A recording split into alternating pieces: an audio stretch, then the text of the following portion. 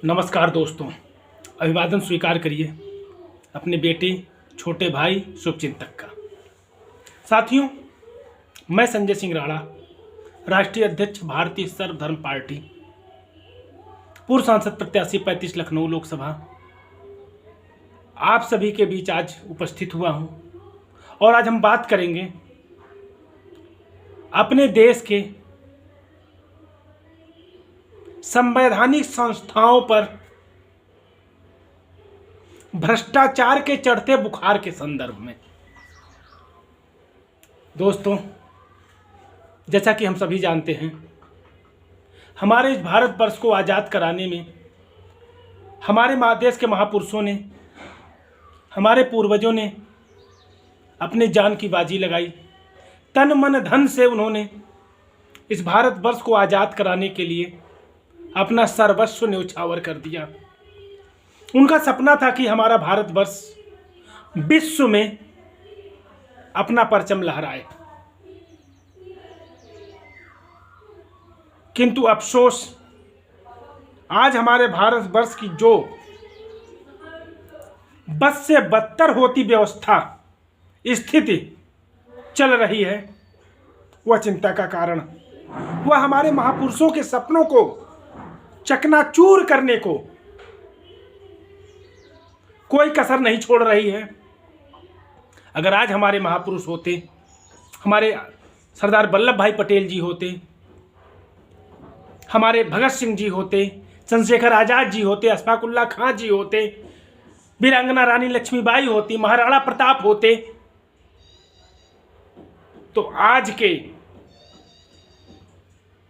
इन न्याय के ठेकेदारों, सत्ता के ठेकेदारों, सत्ता के नाम पर, जनप्रतिनिधि के नाम पर जनता के खून की एक एक बूंद को चूसने वालों को की नीयत को देखकर वह शर्मसार होकर के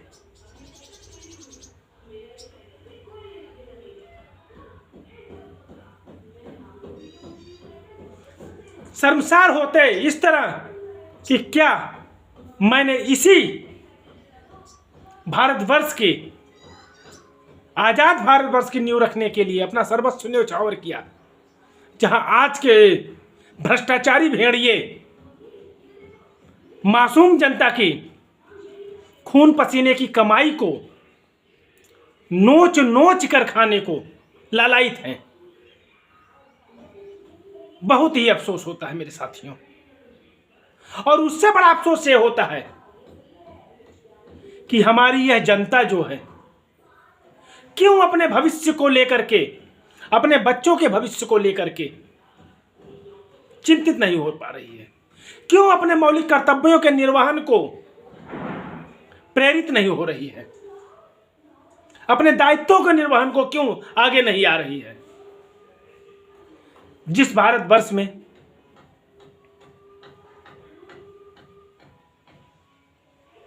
यह उदाहरण दिया जाता है कि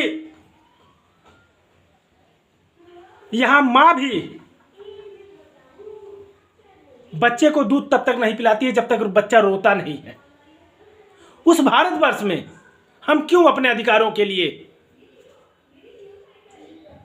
दूसरों के आगे हाथ बांध करके, मौन धारण करके खड़े रहने को विवश है। ऐसी क्या विडंबना है हमारी? क्या यह राजनेता, क्या यह जो भ्रष्टाचारी हैं, क्या यह जो संवैधानिक पदों पर बैठ करके आम जनता के खून पसीने की कमाई को नोच रहे हैं, वह स्वर्ग से उतर के आए हैं?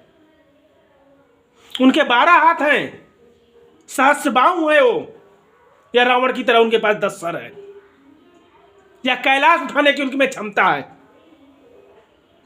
नहीं मेरे साथियों, वह भी आप ही की भांति 2 हाथ 2 पैर, 1 मुंह 2 कान 2 आंखें लेकर के पैदा हुए, वो भी खाली हाथ ही आए थे यहां पर, और हम और आप भी खाली हाथ ही आए हैं। वही ईश्वर द्वारा प्रदत्त शक्तियां हमारे अंदर भी हैं जो उनके अंदर है। कमी कहां हो रही है, उस बिंदु पर हमें फोकस करना चाहिए कि आखिर वह कौन सी कमी हम कर रहे हैं कि वो 30 मार खा बन जा रहे हैं और हम ढाक के 3 पात बन के रह जा रहे हैं। तो वह है जो बिंदु, वह जो शक्ति है, वह शिक्षा का है। शिक्षा के नाम पर हम अपने बच्चों के भविष्य को सुव्यवस्थित नहीं कर रहे हैं और वे जो भ्रष्टाचारी है, उद्योगपति हैं, नौकरशाह हैं, भ्रष्ट राजनेता हैं, वो अपने बच्चों को अच्छी शिक्षा ग्रहण करा करके अपने बच्चों के भविष्य को सुधार रहे हैं और आप पर तानाशाह की भांति शासन कर रहे हैं और आपको दबाते चले जा रहे हैं, आपकी स्थिति बद से बदतर करते चले जा रहे हैं। और आपका यह छोटा भाई संजय सिंह राणा पिछले 12 वर्षों से आपको यही समझाने की चेष्टा कर रहा है। आपका यह छोटा भाई संजय सिंह राणा हाई कोर्ट भी गया आपके बच्चों को मुफ्त शिक्षा दिलाने के लिए, लेकिन आप में से कोई हमारे साथ नहीं आया, किसी ने हमारा साथ नहीं दिया। अगर आप साथ दिया होता तो हो सकता है अब तक इलाहाबाद हाई कोर्ट आपके 6 वर्ष से लेकर 14 वर्ष तक के बच्चों को, जो आपका आर्टिकल 21A के तहत फंडामेंटल राइट्स प्राप्त है, आपका मानवाधिकार प्राप्त है, वो आपको हासिल हो गया होता। कम से कम 6 वर्ष से लेकर 12 वर्ष तक के बच्चों को आपको अनिवार्य गुणवत्तापरक मुफ्त शिक्षा उपलब्ध हो गई होती। यही वह आपकी दुर्बलता है कि आप अपने अधिकारों के प्रति दूसरे के कंधों पर डाल देते हो कि ये हम नहीं तो कोई और सही है कदम करेगा। लेकिन सब अगर यही कहेंगे दूसरे के कंधों पर, तो लास्ट जो पायदान पे खड़ा है वह किसके कंधे पर बात ट्रांसफर करेगा, डालेगा। मेरे साथियों, आप देख ही रहे हैं हमारे देश में, हमारे देश की संवैधानिक संस्थाओं में बैठे हुए उन व्यक्तियों के रग रग में भ्रष्टाचार ऐसे बढ़ गया है कि उसे निकालना टेढ़ी खीर है, असंभव बिल्कुल नहीं है। असंभव इसलिए है कि हम और आप अपनी जिम्मेदारियों के प्रति लापरवाह हैं। जिस दिन हम अपनी जिम्मेदारियों के प्रति जागरूक हो गए, यह सभी भ्रष्टाचारी आपके दरवाजे पर पानी भरते नजर आएंगे, रहम की भीख मांगते नजर आएंगे। लेकिन जब तक आप जागरूक नहीं होंगे, मैं पुनः अपने बिंदु पर आता हूं, चाहे वह न्यायपालिका हो, चाहे वह कार्यपालिका हो, चाहे वह विधायिका हो, चाहे वह मीडिया हो, यह चारों स्तंभ लोकतंत्र के 4 पायदान हैं। बहुत ही विश्वास है हमें इन पर, लेकिन अगर यही हमारे विश्वास को तार तार करने लगे, यही हमारे विश्वास को छलने लगे, यही हमें लूटने लगे, तो हम कहां जाएंगे। यह कलयुग है, यहां राम अवतार नहीं लेंगे, यहां कृष्ण अवतार नहीं लेंगे, यहां परशुराम अवतार नहीं लेंगे, न तो यहां पहले की भांति हमारे ऋषि मुनि आपको मार्गदर्शन दिखाने के लिए मिलेंगे। मेरे साथियों, यह सभी कार्य हमें और आपको स्वयं करना है और हमें अपने आप को स्वयंभू करके दिखाना है। स्वयंभू अर्थात अपने मालिक हम स्वयं हैं। तब जाकर के हमारे बच्चों को उनके भविष्य के प्रति, उनके भविष्य में हम 4 चांद लगा सकते हैं। और वह 4 चांद तभी लगेगा जब अपने बच्चों को आप अच्छी गुणवत्तापरक शिक्षा उपलब्ध कराने के लिए कमर को कसेंगे। आप देख ही रहे हैं, नया सेशन स्टार्ट हो गया है, स्कूलों में लूट मच गई है। एडमिशन फीस के नाम पर केजी के बच्चे पर 5,000, 7,000, 8,000, 10,000 रुपए पर मंथ फीस, कॉपी किताब का बोझ, जूते मूजे खरीदने को प्रेशर और हर चीज आपको स्कूल द्वारा निर्धारित स्थान पर ही मिलेगा। भले हमारी सरकार दिखाने को कुछ कहती हो, लेकिन वह सभी हाथी के दिखाने के दांत होते हैं, खाने वाले दांत अंदर होते हैं जो हमें आपको दिखाई नहीं देता है।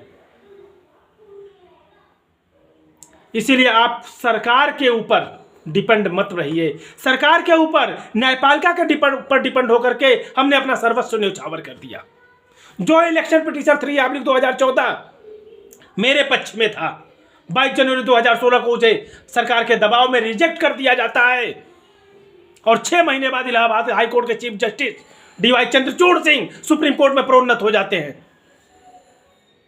यह हमारी न्यायपालिका की वास्तविक हकीकत है। जस्टिस दिलीप गुप्ता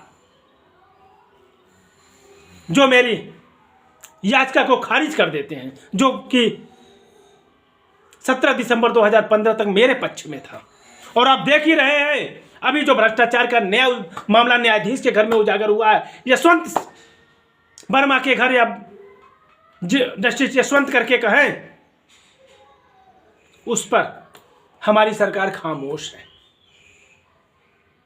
तो भ्रष्टाचार इनकी रगों में कूट कूट कर भर गया है मेरे साथियों।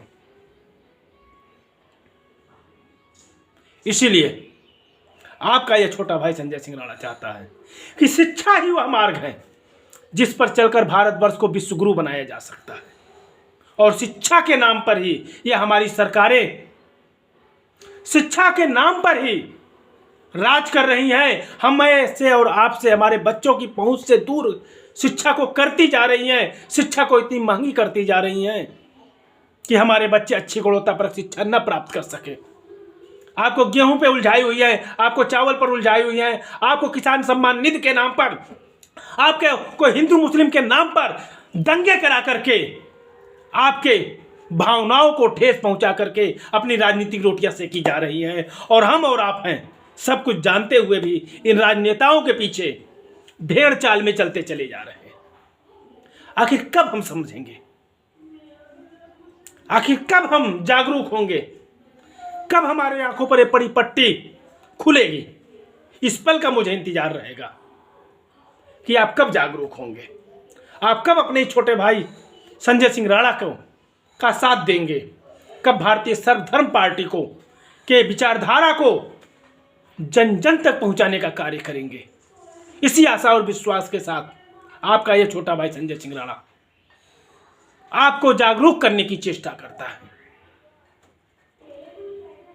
क्योंकि यह कलयुग है, यह धरती है, यह कर्म प्रधान है। मैं अपना कर्म कर रहा हूं, आपको अपना करना है। अगर आप अपने बच्चों के भविष्य को व्यवस्थित करना चाहते हैं, चार चांद लगाना चाहते हैं, उसे चांद तारों पर पहुंचाना चाहते हैं, उसे आसमान में उगते हुए सूरज की तरफ चमकते हुए देखना चाहते हैं, तो आपको शिक्षा के प्रति अपनी छोटी सोच को बड़ी करनी होगी। महंगी होती शिक्षा पर अंकुश लगाने के लिए इन राजनीतिक पार्टियों को, आज तक की सभी राजनीतिक पार्टियों को, चाहे वह पूर्ववर्ती सरकारें रही हो, चाहे वह मौजूदा सरकारें हैं, सब ने शिक्षा के प्रति हमारे और आपको वंचित रखा है। उस सरकारों को अपने वोट बैंक के माध्यम से, अपनी वोट की ताकत के माध्यम से करारा जवाब दे करके, उन्हें दरकिनार कर, उनका बहिष्कार कर आप अपने बच्चों के भविष्य को व्यवस्थित कर सकते हैं। और जब तक आपने शिक्षा पर सरकार से सवाल जवाब करना नहीं शुरू किया, गेहूं चावल दाल में उलझे रहे, किसान सम्मान निधि में उलझे रहे, हिंदू मुसलमान में उलझे रहे, 100 यूनिट बिजली 20,000 लीटर पानी में उलझे रहे, इस राजनेताओं की चाकरी करते रहे, तब तक इस देश का भला नहीं होना है। इसीलिए आज ही अपने कर्तव्यों का निर्वहन करें और एक सच्चे हिंदुस्तानी होने का गर्व महसूस करें। जय हिंद, जय भारत।